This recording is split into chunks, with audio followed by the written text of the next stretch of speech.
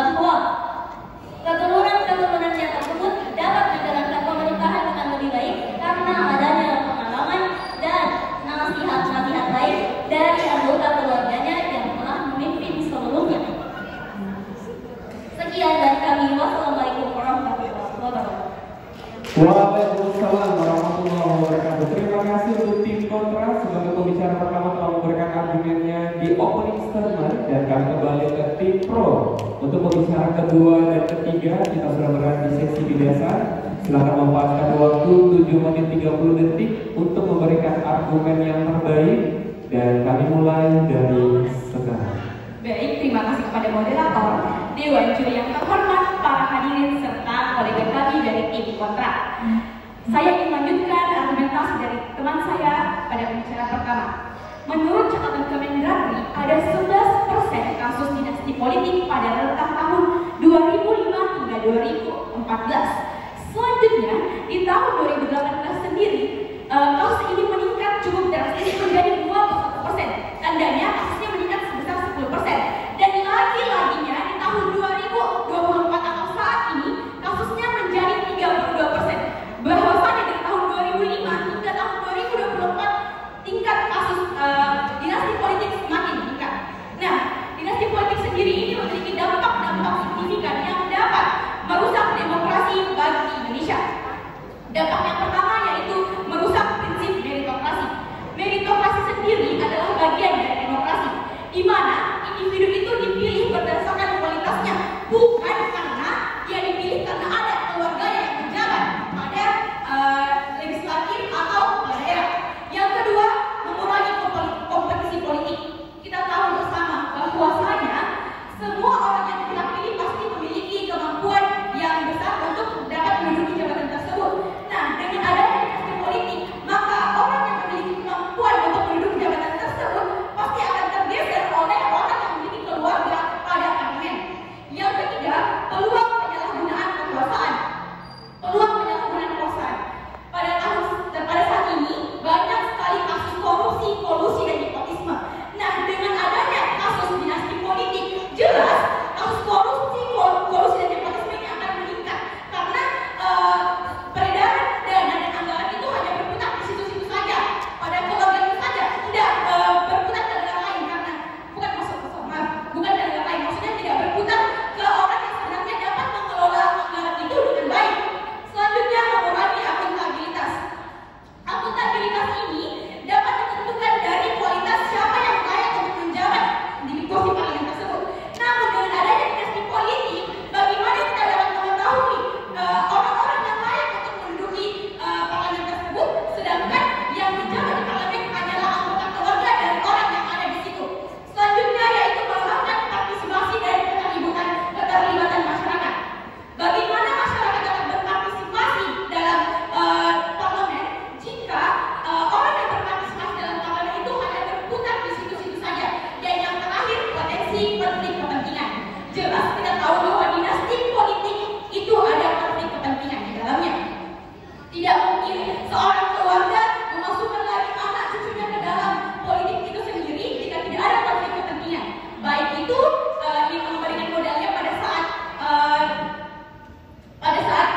kampanye dan lain sebagainya. Selanjutnya saya silakan kepada pembicara ketiga. Dewan Juri yang terhormat, izinkan saya menambahkan sedikit argumen. Pada Undang-Undang Dasar Negara Republik Indonesia 1945 menekankan bahwa Indonesia menerapkan sistem demokrasi dan politik dinasti tidak ada di dalam demokrasi. Praktik ini cenderung memonopoli pemerintahan dan menghambat, tidak, saudaraku, dan menghambat warga negara yang ingin mencalonkan tetapi tergeser karena keluarga dari politik, para politikus yang sudah mendapatkan jabatan. Lalu, jika praktik ini terus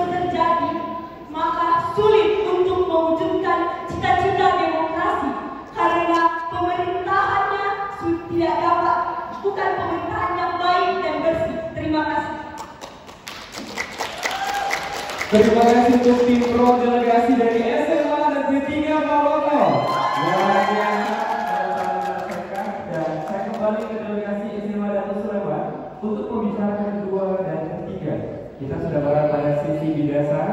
Silakan untuk memanfaatkan waktu 7 menit 30 detik sebagai interupsi nanti bila ada dari tim pro yang ingin memberikan pertanyaan atau mungkin menyanggah, dan waktunya akan mulai dari sekarang. Baiklah, terima kasih. Di sini kami kontra terhadap dinasti politik mempengaruhi kualitas demokrasi di Indonesia. Dinasti politik tidak mempengaruhi, kami katakan terhadap dinasti politik mempengaruhi kualitas demokrasi di Indonesia karena stabilitas dan konsistensi. Karena pemimpin yang berasal dari dinasti pemerintah dinasti politik sering memiliki pengalaman dan pengetahuan mendalam tentang pemerintah dan kebijakan. Seperti yang Anda katakan tadi bahwa seseorang memiliki kemampuan untuk menduduki jabatan, sama halnya seperti keturunan dari dinasti tersebut, dia juga memiliki kemampuan untuk menduduki jabatan. Secara interupsi, tidak, terima kasih, tidak, mohon sebentar. Karena secara dia sudah memiliki pengalaman besar di keluarga atau lingkungan politik, memberikan mereka nasihat atau mereka mendapatkan pengalaman dari keturunan-keturunan mereka sebelumnya. Juga tercantumkan dalam pasal 43 ayat 1 dan 2 Undang-Undang Nomor 39 tahun 1999 tentang hak asasi manusia dan kewarganegaraan. Dinyatakan bahwa setiap warga negara berhak untuk dipilih dan memilih dalam pemungutan suara yang langsung, umum, bebas, rahasia, jujur dan adil sesuai dengan ketentuan. Hal ini menyatakan maupun dia dari keturunan dinasti, selama dia merupakan warga negara Indonesia, maka dia berhak untuk dipilih untuk menjadi pemimpin bagi bangsa.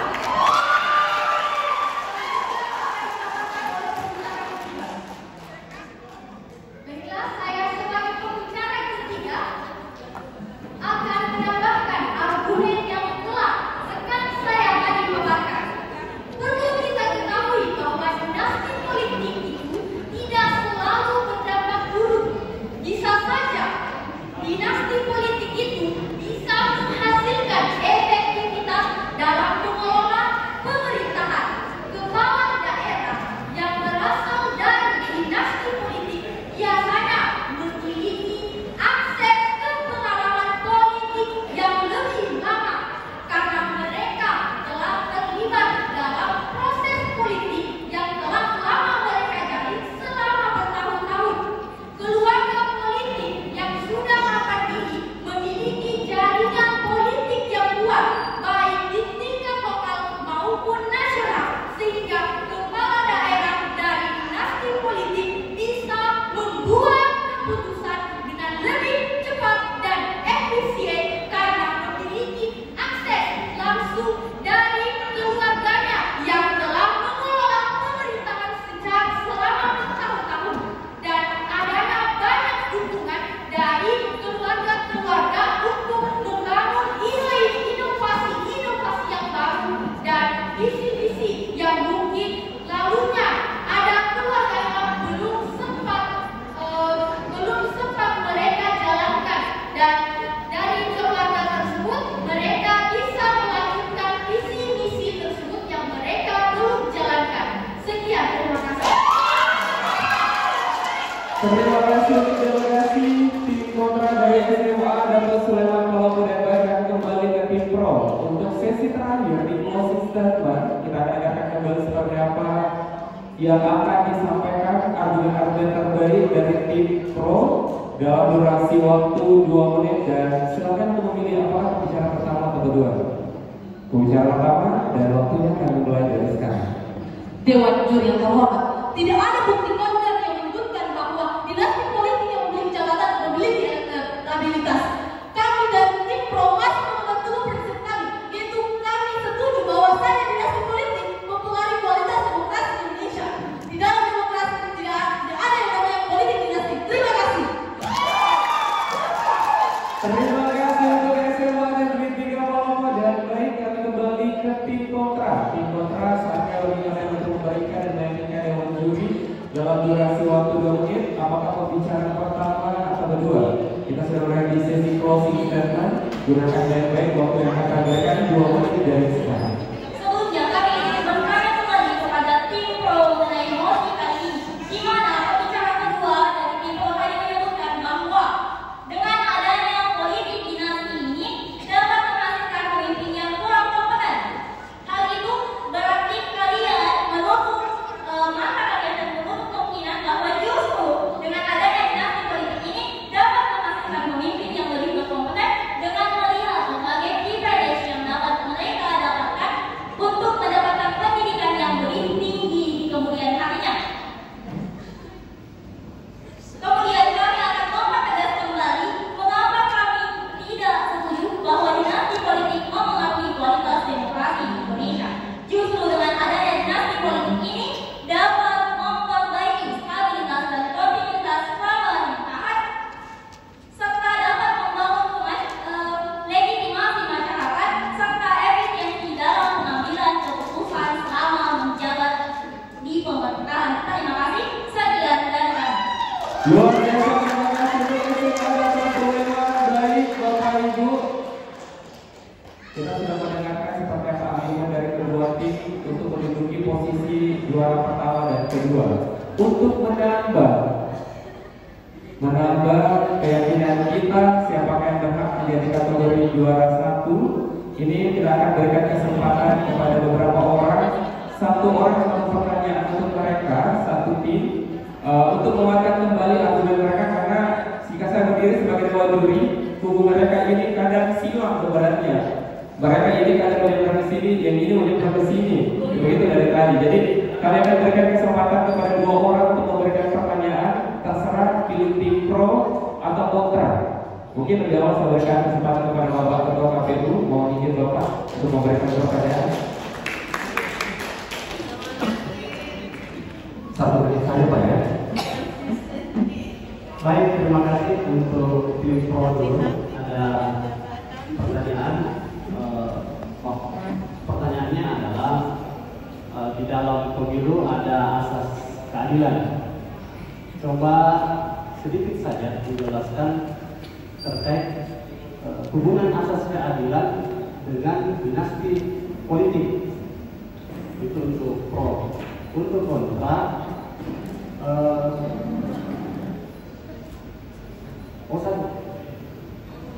baik, bagaimana? Tim pro sudah bisa dijawab langsung.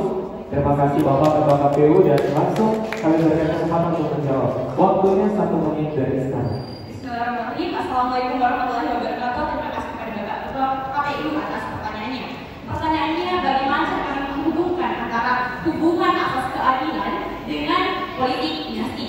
Nah, tadi sudah saya sampaikan bahwasanya ada dampak dari dinasti politik, yaitu merusak prinsip meritokrasi yang merupakan bagian dari demokrasi.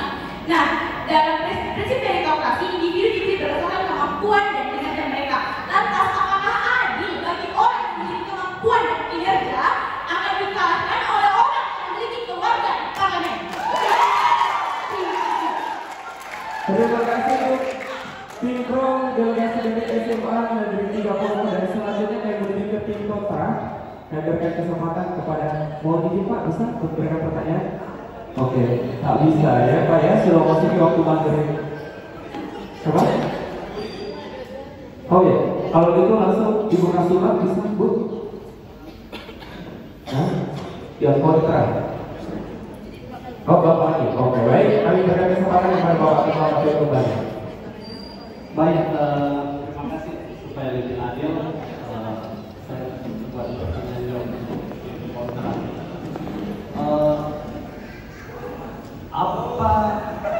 Apakah Anda yakin bahwa dinasti politik itu dapat memecahkan masalah di negara kita, terutama persoalan keadilan? Tadi pertanyaannya terbalik dengan pro. Tadi pro itu antara keadilan dan dinasti politik. Sekarang saya mau tanyakan ke kontra, apakah tim kontra ini yakin bahwa dinasti politik itu dapat memecahkan persoalan keadilan di negara kita? Ya, terima kasih. Terima kasih Pak. Dan bagaimana tim dari SMA Dato Sulaiman tim kontra. Baik, terima kasih pertanyaannya. Silakan. Kalimat kedua, apakah Anda yakin dinasti politik dapat memecahkan masalah keadilan?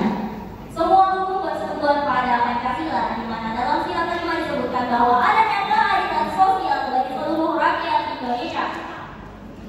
Di mana di sini kami menyatakan bahwa siapapun dia, meskipun dia dari dinasti politik, dari pemerintahan yang telah menjabat sebelumnya, dia berhak untuk mencalonkan sebagai kepala daerah selama semua itu memasuki syarat-syarat yang telah ditentukan. Baik, terima kasih untuk jawaban dari delegasi SMA Dato Sulaiman sebagai tim kontra. Terima kasih juga untuk delegasi dari SMA Negeri 3 Palopo sebagai tim pro. Kalian sangat luar biasa di bawah Grand Vela. Sekali lagi bantu tepuk tangan yang memberikan.